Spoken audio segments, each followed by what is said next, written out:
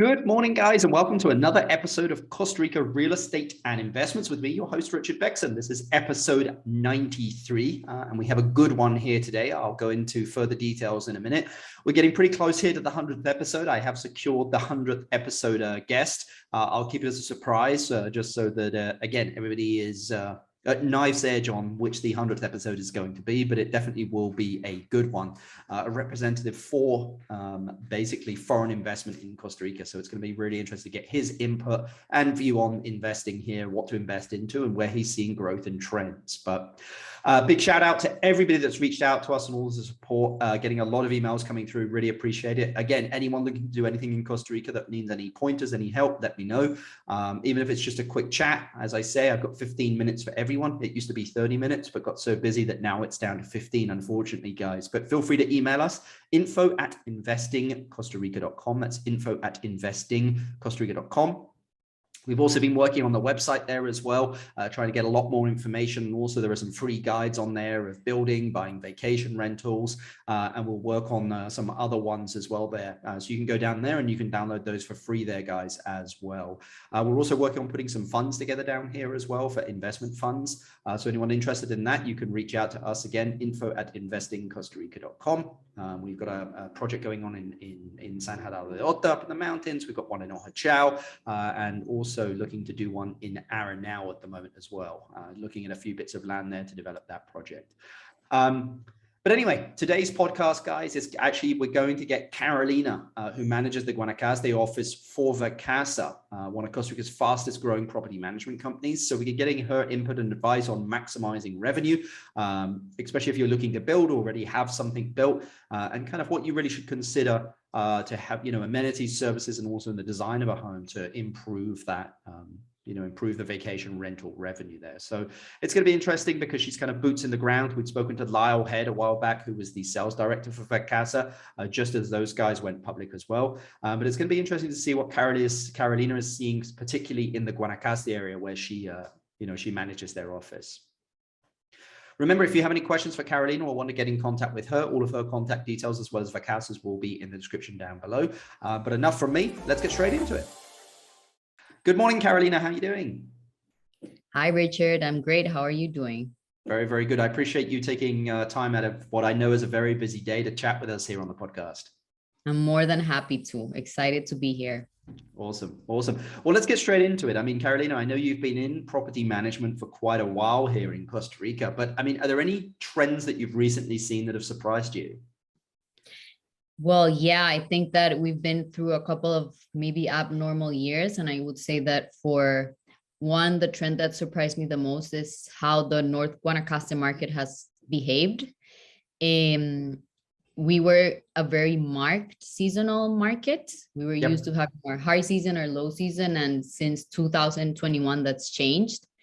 For example, if we take Tamarindo as a market, and now that May just closed, that May is usually like our second worst month of the year. We actually closed with a 75% occupancy rate. Wow. Which is incredible, compared to last year's. So I would say that's the main trends, that we're not that seasonal anymore. And I would say that's aligned with the fact that people now can work remotely, so they can mix more, work with leisure, so they can stay longer stays and come year round. So pretty good occupancy, Carolina, just to put May into perspective at 75%, I mean, how would you typically, how was January, February, March, April compared to May? Because usually, as you said there, our seasonal drop off there is we have a great January, February, March, they're really solid. April after Easter, we see a drop off. May gets really quiet. June picks up a little bit. July again is like another high season. The first 2 weeks of August are good, and then it like really teeters off. September and October is like dead, like sometimes 20-30% sometimes. And then it picks up in November a little bit, and then December, of course, we're off into the high season again. But how does May really compare this year to those previous first months? Yeah, so like you've said, like this year, we were expecting that dip after January, February, March. And it wasn't that drastic. So for January, February, March, we were in more than 90% occupancy. Like, of course, it depends on the market. But for example, Tamarindo, it was fully booked. And then having this 75% when usually in May we have 40%, 50%, like you were saying, it's incredible. Yeah. Wow. I have condos in Tamarindo with like 2 days free in the whole of May. And how is the rest of the year looking? I mean, what is your prediction for what the rest of the year is going to look like? I think it's going to be a very good year. Like we've already done 80% of what we did in 2021. Wow. And we're in month 5, let's say. Of course, that we need to consider that 2021 was still like during COVID. We're still, I mean, COVID isn't over, but we kind of like already think it is. So, but it's doing pretty good. Yeah. Okay. And how's the pace at which Vacasa has signed up new vacation rentals in Costa Rica kind of increased? Is it steady? Is it decreasing? And why do you think this is? Yeah, well, it's increasing. And I think it's aligned with that. The fact that the vacation market is growing, not just in Costa Rica, international. So there's a lot of opportunity there. So having that, I think Vacasa, we saw that and we really strengthened and created a sales team that could target to the right clients, the right homes in the right market. So we're investing a lot in having that good sales team. This year we brought 45 units so far, new units into our portfolio. And we're really careful of thinking that we're bringing the right owners and the right homes to make sure that we are successful business. Yeah. Yeah, I mean, I've always said that, like, again, you know, because people always ask me, because I know quite a lot of the property management companies up there, like, Rich, which one's the best? And I think I'm like, it depends on the owner and what the owner's goals are. Meaning that different, you know, property management companies have different goals. Some people are great at managing the property and not so strong on the vacation rental side, the revenue side, you know, and there are other people who are completely opposite. And then every so often you have the unicorn that's very good at both. It's really, really strong at both. You know, that's like being in a business, being strong at sales and marketing and operations. You know, when you get two, you know, just it's lightning. Things just start to flow. But I mean, let's just talk revenue, you know, because this is a topic that a lot of people want to talk about here. But I mean, you know, what do the best performing vacation rentals that you guys manage have in common? Yeah. So of course, location, making sure it's very central. And I think that's very important. I say that to homeowners when they are looking to buy a property. Costa Rica, as you know, is a very unique market. Sometimes we look at the map and we see something that's 5 minutes away from Tamarindo and we think it's very central, but it can be way up high in the mountains, very complicated to access. So making sure that you're central. And then another thing that's really important is having the multiple master bedrooms. So I think that's changed. There's a lot of condos that are thought for, let's say, mom and dad and 2-3 kids. And we're not catering to different opportunities like people that travel with friends and family, extended family, you know, yours, mine's and ours, my kids, your kids, our kids. So making sure that you can fit different kind of people in a different home. And then what's most important is making sure that you have unique spaces to share experiences. So our homes that make the most revenue in a year are those kinds of homes that have an open kitchen, they have a pool, they have, you know, a quiet deck, something that photographs really well, and that people can actually see themselves like creating memories there when they're planning their holidays. Yeah, it's incredible. You know, I mean, just investing in great photos just returns, you know, multiple times. And, you know, it's just sometimes I see photos where I'm like, oh my God, like somebody just, you know, whipped out their old camera and started taking their old Nokia camera and started taking photos here. But like bringing a professional in and spending $1,000 to get good photos. But a quick question, do you guys provide that as a service to people that rent with you guys? Yes, we have our in-house photographer. And that's including in part of our service. And the other thing that we also provide is our 3D virtual tours. So all of our homes, you can see, we use this Matterport technology and you can see the 360 degrees of the home. So it's not like I see 2 really cool pictures, but then it maybe has it's much smaller than it looks in pictures. It's no, you're getting what you're looking at. You can see the whole tour. And that's also a great value add for our homeowners, right? Because they can then market their home if they ever think about selling their home. It's a great thing for potential buyers. Okay. I mean, again, a lot of people listening to the podcast are looking to, increase their vacation revenue. I mean, their vacation rental revenue. I mean, what advice would you give them on how that they could do that beyond, of course, joining up with Vacasa, but like with better pictures? I mean, what would be your advice to them? Yeah, so definitely what you said about better pictures, and thinking about a picture in a way that you can see the experience that you're going to have in the home just through the pictures, because you can write a really cool description, but as you know, not everybody reads it. So think about having that Instagrammable picture where people are going to be, now that we're all about social media, where people can picture themselves taking that cool picture in a swing or something like that, a nice view that sells really good. Another thing that which is key is working with dynamic pricing. Still, there's a lot of homeowners out there, and even if you're self-managing, that you have fixed prices or maybe a fixed price for high season and a fixed price for low season.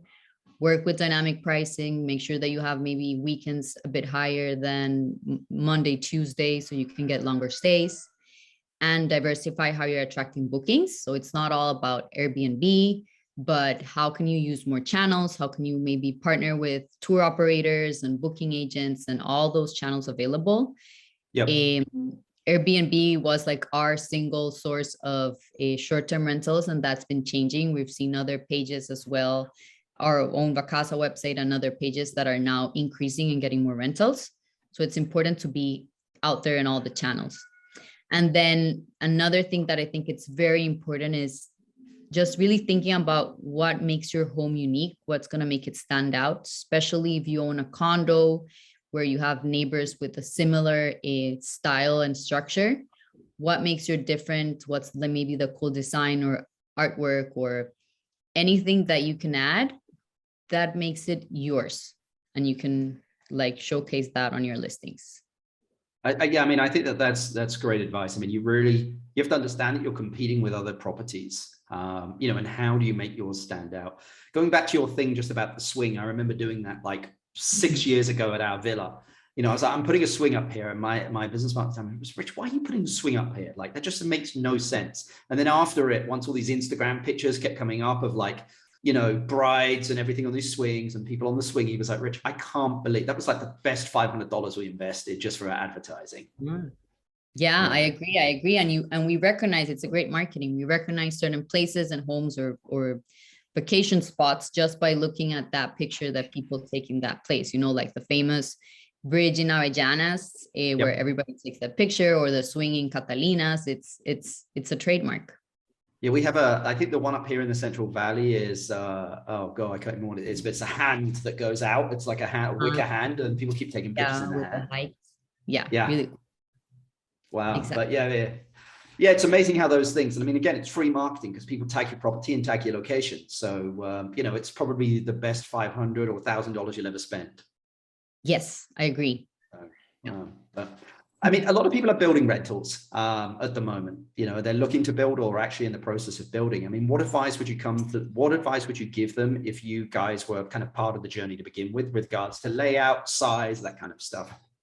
Yeah, well, I think some of the basics we just talked about. So thinking about how is your home catering to maybe different types of aside from the typical family. So something that's very important there is just thinking about the number of rooms. Like, we do see a difference in the occupancy that we have of our 2 bedrooms versus 3 or even 4. There's not that many 4 bedrooms out there. Making sure that they're master bedrooms so that they have their own bathroom and they're like sort of the same size, not the classical huge master bedroom. And then the others are really small, and everybody then is fighting for who gets what and who pays what then. Because now we used to travel like we don't travel only with mom and dad, we travel with friends, and then we divide the bill. So making sure that it's fair for everybody. And about that, I think what I said, I always think about like my holiday and what I like to have in a home when I travel. And for example, last time we traveled in a big group before, I think it was 2019, probably so a long time ago, to the mountains in Colorado. We were a group of about like 15 people, and the home had 2 washing machines. And I mean, everybody continues to talk about the great idea of having 2 washing machines when you have to make breakfast for such a good group, such a large group, and then you have the dishwasher that's loading, so you then have a pile of dishes that you can put in. So it was amazing, and everybody like just enjoyed that so much and made it so practical. So small things like that sometimes make a really good difference. And I'm sure that if we ever went back on that skiing trip, we would again book that house with the 2 washing machines. So thinking about those things that are important to you and thinking about the experience that people are really going to have in your home. So when people book homes, they want to spend time in the home. So if you're here at the beach, definitely have a pool, definitely maybe have something, different places where people can spend time together, and not just the pool, but then maybe a shaded area or a barbecue, or all those kinds of small things I think are, well, not small, but details, I would say, really make the difference. Let's just jump on bedrooms a sec, because you mentioned something there. I mean, a 4-bedroom, a 3-bedroom, a 4-bedroom home is always going to do better than a 3. A 5-bedroom home sounds like it's always going to do better than a 4. Am I correct in saying that? I'm not sure. I think that also depends on occupancy, but it definitely, you're definitely correct in saying that we do see a home, a 3-bedroom, a 4-bedroom home doing much better than a 3-bedroom home. Okay. Because there's not that much availability. Of course, we also need to factor in the location of the home. Of course. Yeah. And I mean, with regards to the size of those 4 bedrooms, I mean, if someone's thinking about squeezing a 5th bedroom, kind of a smaller office stroke, bedroom in, I mean, what would be your advice on that? I mean, I would do it even if it's smaller. If, like you said, it works as an office space. I have owners right now that are building a 4th bedroom and making what used to be a TV room open space into a 4th bedroom that could be used as a guest bedroom, but also as an office, because they travel with young kids and they also work at the same time. So they say, I need my private space to work during the day. So having an office right now is also a great amenity. Yeah. Where do you believe the gap in the vacation rental market is at the moment, Carolina, with the view that you have of the market? Yeah, well, talking about the structure of the homes, what we just mentioned, the having 4 bedrooms or more, there's not that much a portfolio out there. Also, I think something simple where I see a gap is in just having what I call cool amenities, especially when you want to differentiate yourself from those cookie cutter models. How am I going to be different from my neighbors when my investment, let's say, is in a building with 50 units or something like that? And we have those cases. We manage multiple condos in the same complex.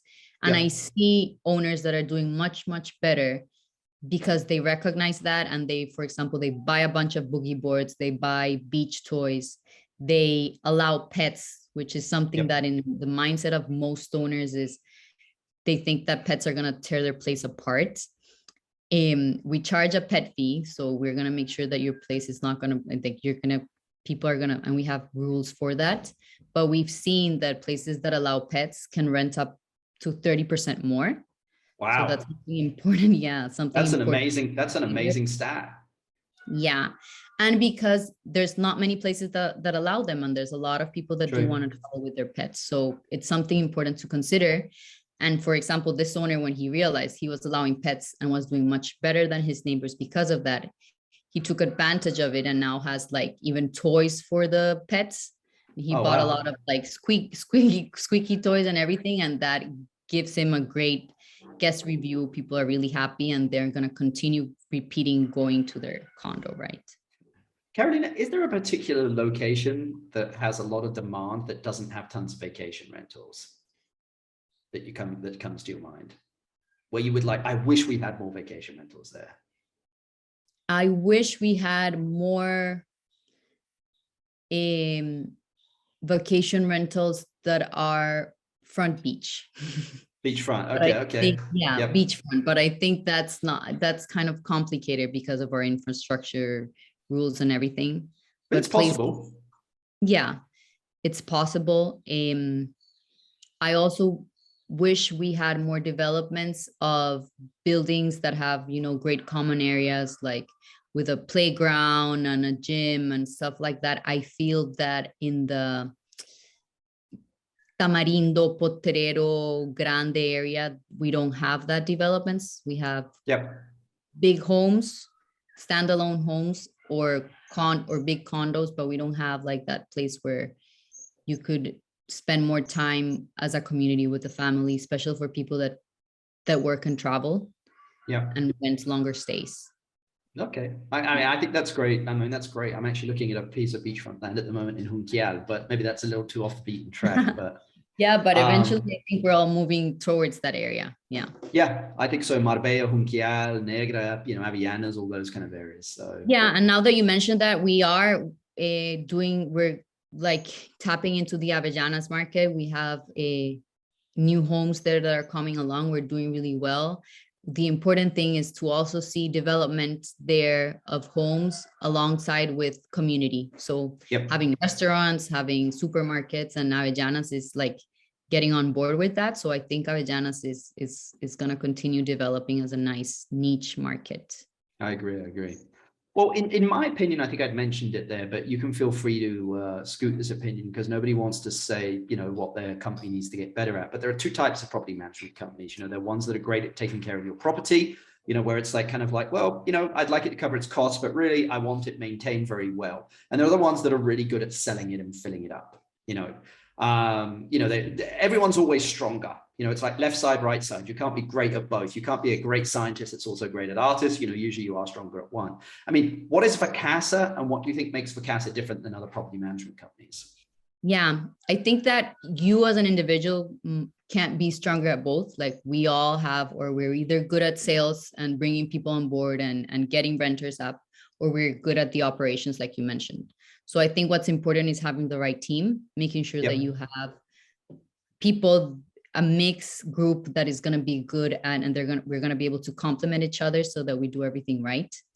I believe Vacasa and other property management companies in the area are, well, nobody's perfect, but we're good at having both areas strong.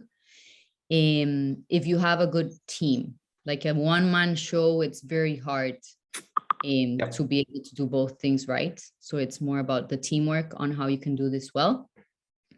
And like you mentioned, I think it's also about what's the priority for the owner. So making sure that we have the right owners that are aligned with our strategy. So in the case of Vacasa, our strategy can be summarized in making sure that our homeowners earn more and worry less. Yeah. So as part of the sales team, we're focused on making sure that we bring the right homeowners to our team. We focus on making sure that your home is getting the right a good return on investment, meaning that it's going to be occupied as much as we can, and we're going to be able to play with dynamic pricing, and we're going to be able to be like accountable for anything that it needs to be fixed and damaged, and that was damaged in the home either by renters or us. And I think we spoke about this as well in our past conversations. Like I prefer, because there might be homeowners out there that prefer to have a home that is pristine, that's locked up, and maybe not so many people entering the home, and renting it like 4 times a year at a very exuberant price. I understand that, but being really honest, I don't think that's the client for Vacasa, and I would be straight up with that person. So I think it's more about that, focusing on the right owners. You guys have a great sales and marketing machine, meaning that, like, I mean, I think when you say the right owners, it's owners that want to have returns. Meaning if you just want to lock your house up and only rent it a couple of times a year, Vacasa is not for you. But if you want to maximize your returns on your property, Vacasa is definitely, because it probably has a wider reach than any other company out there, because you guys are international and you're also a public company as well. Exactly. Yeah. We're a public company and we're really investing in our marketing and booking strategy. So I would say that the part of marketing and booking, we have it locked down. Like, of course, Yep. there's always minor improvements that we can do that we're Of course. working on, but I would say it's our biggest strength. Yes. Okay. Well, Carolina, my last question for you that I love to ask everyone, as I know that you're busy. If you inherited $500,000 and had to invest it into a business or real estate in Costa Rica, what would you invest it in and why? I think that's a hard question because I see it both ways. Like if I think me personally and my personal You personally, dream, yeah. I would buy a lot and build my own home, because as a Costa Rican and how the market is doing, like if I think about prices going up as crazy, like would I ever get the chance to have my own piece of land in Guanacaste and have my home? Yeah. So I would buy my home and I wouldn't sell it. And I would be happy there with my investment. As an investor, of course, like right now, the smart thing to do. And if you have the time and the contacts for construction, build and sell. Yeah, I mean, Right. that's what we're doing all over the country at the moment, and sometimes for some clients as well. So, I mean, the market is still strong. I mean, just to give you an idea, one of my next podcasts that we have coming, we're interviewing someone which is really like where the state of the market is at the moment and whether they're seeing a slowdown in the real estate market. So that's going to be an interesting one to get that viewpoint on, but it's still strong at the moment. You know, there's still people buying and building as well. Yeah, I agree. And I mean, I say that and like, but I'm also from the mindset that everything sells at the right price. Correct. So if you give me those 500,000, I build my home, and then somebody comes knocking on my door, I would probably sell if it's for a great price, right? I agree. I mean, I think that's the best way. I mean, I had someone in our business that had a home down in Uvita. Someone came along, knocked on the door and offered him a crazy amount for it. And they were like, okay, but like, I need you to lease it back to me for 6 months 6 to 9 months so I can go and get my other house and build my next house, you know? So yeah, I mean, that's, yeah. That you mentioned is that's the thing to consider, because the market is so crazy and supply is hard that, let's say I sell my home tomorrow, and where would I go? Like, it's not that easy right now to find an option of where to live. So it's also something you need to consider, like, what can you do with that money right now? Yeah, I mean, I think, you know, Wacas, Villarreal area needs like a condo development, and I say like a horizontal, not a condo building, where homes are like 250 to 350,000. You know, they're 3-4 bedroom homes, not massive. You know, I'm talking anywhere from 160 to 220 square meters, just because there is nowhere for people to live affordably. You know, that's nice. You know, it's comfortable. I really agree. I hear there's some projects coming along over there. So looking forward to seeing what's going to happen in Wacas Villarreal. Exactly. Well, Carolina, thanks again for your time. It's early in the morning. Anyone that wants to contact Carolina or Vacasa, all of their contact details will be in the description. And really appreciate you coming on the podcast, Carolina. Thank you very much. I really enjoyed it and would be happy to come anytime. Thanks very much, Carolina.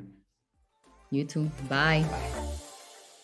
Well, one of the things I love about doing podcasts, guys, is even I learn. And I think in that, my big takeaway was that, again, if you allow pets in your property, you could increase your revenue up to 30%. So, you know, it's, again, I'm even learning. And I think the moment that you stop learning is that you should basically kind of give up.